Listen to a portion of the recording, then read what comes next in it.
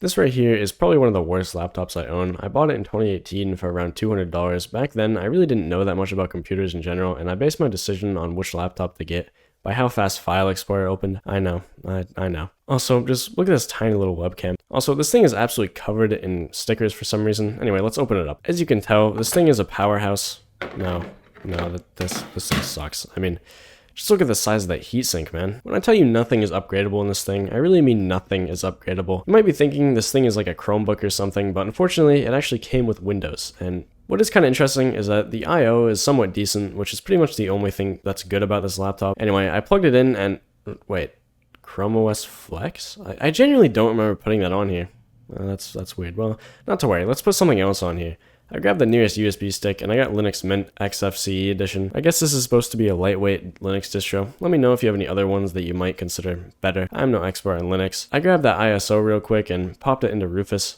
I clicked a few buttons and waited for about a half an hour. I plugged the USB stick into the laptop and I struggled to figure out which key actually got me to the BIOS. When I did get into the BIOS, you can see how much of a punch this thing packs. Celeron N4000 and you know, oh man, so good. 4 gigabytes of RAM, man. Anyway, I set the boot order so that it would boot off of the USB stick and I rebooted it. It booted into the desktop environment relatively quickly and I installed it very slowly. It took like an hour.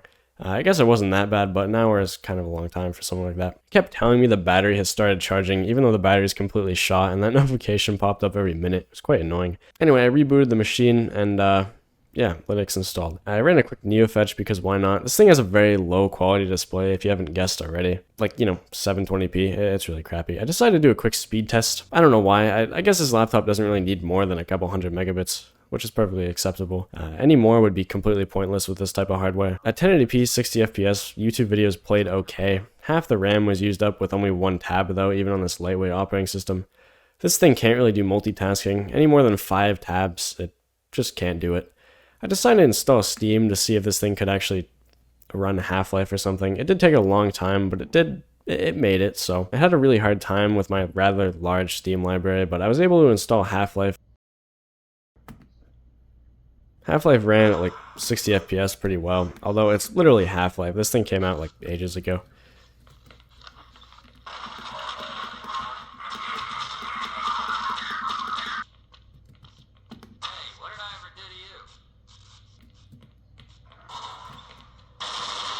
It didn't have enough storage to download any other games worth testing. I know I could have grabbed an external drive, but it is what it is. 4K YouTube, of course, dropped like half of the frames.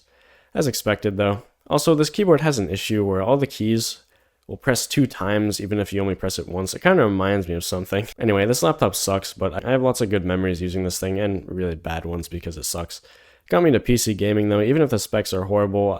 It has quite a lot of history at this point, and I even let a friend use it after I was done with it in 2020. It's a crime that they ship these laptops with Windows on them, and they still do this to this day.